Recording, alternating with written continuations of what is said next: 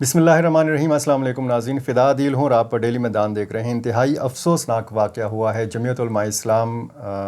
के workers convention में बाजोड़ के अंदर। खार सदर मकाम है डिस्ट्रिक्ट बाजोड़ का। यहाँ पर इब्तिदाई जो इतलात थी उसमें तो नहीं कन्फर्म हो रहा था, अभी तक भी ये शवाहिद इकट्ठे मुकम्मल तौर पर नहीं किए जा सके कि प्लांटेड बम था या ख़ुदकुश हमला आवर ने यहाँ पर इस वर्कर्स कन्वेंशन को निशाना बनाया। इतला यही आई है कि ये ख़ुदकुश हमला था जिसमें 8 किलोग्राम के लगभग बारूदी मवाद इस्तेमाल किया गया और मुख्तलिफ़ इतलात आती रहीं। इब्तिदा में तो 5 अफराद की शहादत की इतला आई और फिर बाद में 40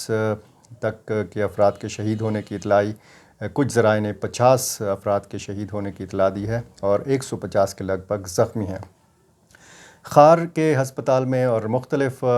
हस्पतालों में ज़ख्मियों को मुंतकिल किया गया है। तिमरगरा के हस्पताल में मुंतकिल किया गया है जो करीबी पड़ता है, और इसी तरह पेशावर में बहुत सारे ज़ख्मियों को बज़रिया फ़ौजी हेलीकॉप्टर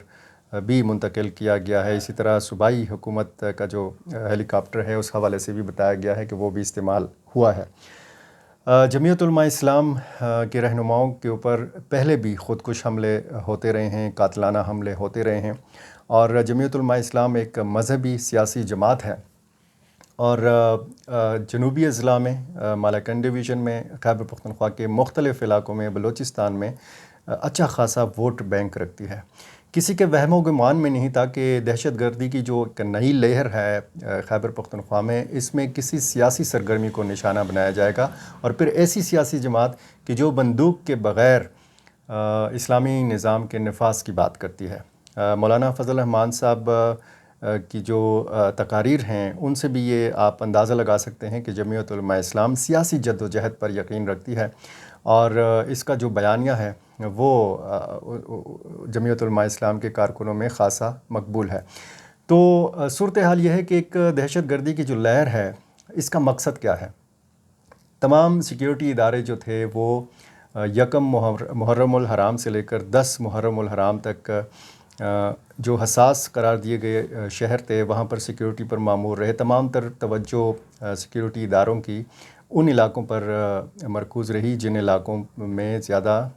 मुहर्रमुल हराम के जुलूस बरामद होते हैं। तो जब ये सारा सिलसिला इंतहाई खुश असलूबी से इख्तिताम पज़ीर हो गया, कोई नाखुशगवार वाक़या नहीं सामने आया, सिक्योरिटी के जो जवान थे उनको सस्ताने का थोड़ा मौका मिला, तो इस दौरान ये वारदात हो गई। अब जमीयत उलमा इस्लाम की क़यादत ने तो ज़ाहिर है कि इस पर अफ़सोस का दुख का भी इज़हार किया है और हमारी भी दुआ है कि अल्लाह ताला तमाम शुहदा को शुहदा के दर्जात बुलंद फ़रमाए और तमाम ज़ख्मी जो हैं उनको सेहत कामिला अता फ़रमाए। जो इस ख़ित्ते में हो रहा है इसमें अफ़ग़ानिस्तान का जो किरदार है और अफ़ग़ानिस्तान की सरज़मीन का जो किरदार है वो ख़ासा अहमियत का हामिल है। और हाल ही में आपने अक़वाम मुत्तहिदा की एक रिपोर्ट मुलाहज़ा की होगी जिसमें इन ख़दशात का इज़हार किया गया है कि कालादम TTP जो अफ़ग़ानिस्तान में मौजूद है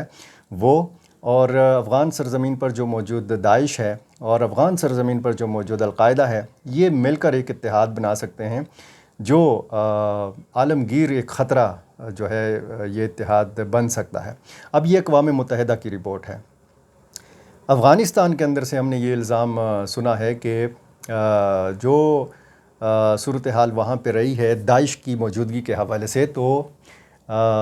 ये इल्ज़ाम लगाया जाता रहा है कि दाइश के पीछे अमेरिका है और दाइश को एक चैलेंज तस्वुर किया जाता था अफ़ग़ान तालिबान के ख़िलाफ़। अफ़ग़ान तालिबान ने ख़ुद भी कुछ वाक़यात में जो है वो इस चैलेंज को महसूस किया है। वहाँ पर जो हमले हुए जो अफ़ग़ान तालिबान ने नहीं किए, वहाँ पर कालादम TTP ने नहीं किए, वहाँ पर अल-कायदा ने नहीं किए, ये बताया गया कि वो हमले जो किए वो वहाँ पर दाइश IS खुरासान ने किए। अब अक़वाम मुत्तहिदा की रिपोर्ट क्या बताती है, वो ये बताती है कि एक तो अफ़ग़ान हुकूमत के ऊपर, अफ़ग़ान तालिबान के ऊपर अक़वाम मुत्तहिदा ने एक किस्म का इल्ज़ाम लगाया है कि जी आप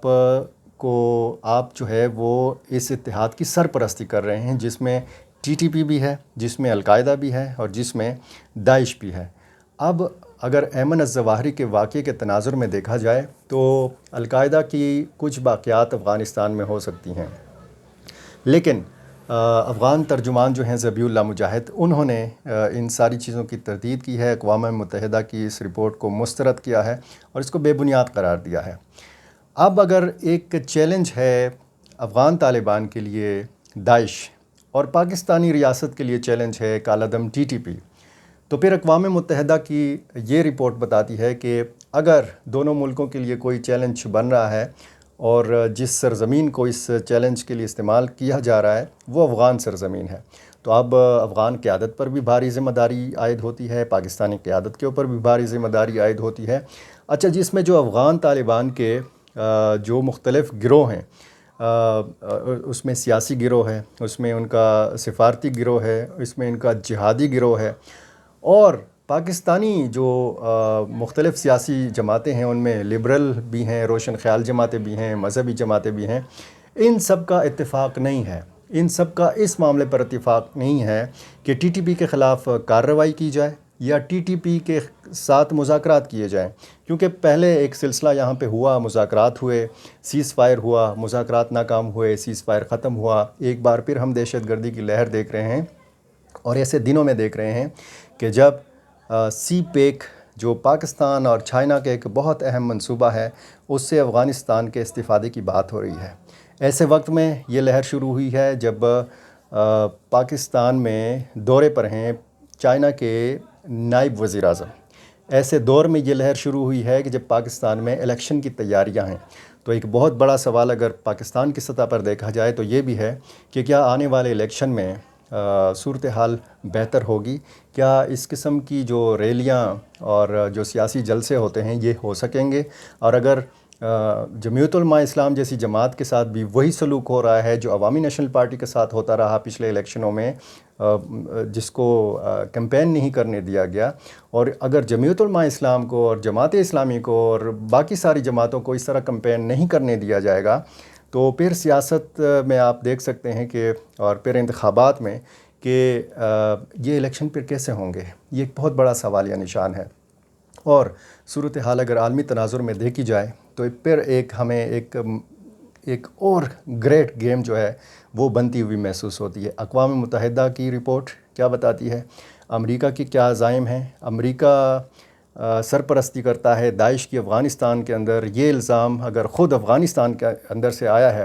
تو پھر اس الزام میں کتنی حقیقت ہے؟ کیا امریکہ کے پاس یا اس کے اتحادیوں کے پاس ایسا کوئی جواز ہے یا ایسا کوئی جواز بنایا جا رہا ہے کہ ایک بار پھر اس خطے میں امریکہ کا کردار ہو، افغانستان میں براہ راست اس کا کردار ہو؟ اگر اس کے مطلوبہ کوئی ٹارگٹس ہیں تو ان ٹارگٹس کو امریکہ آ کر یہاں پر نشانہ بنائے؟ تو یہ ساری چیزیں ہیں، یہ بہت سارے سوالات ہیں، اور ان سوالات کا جوابات جو ہیں وہ ڈھونڈنے کی ضرورت ہے، بہت ساری چیزوں پہ نظر رکھنے کی ضرورت ہے، اور سب سے بڑی بات جو ہے وہ یکسوئی کی ضرورت ہے، اتفاق اور اتحاد کی ضرورت ہے۔ بہت شکریہ۔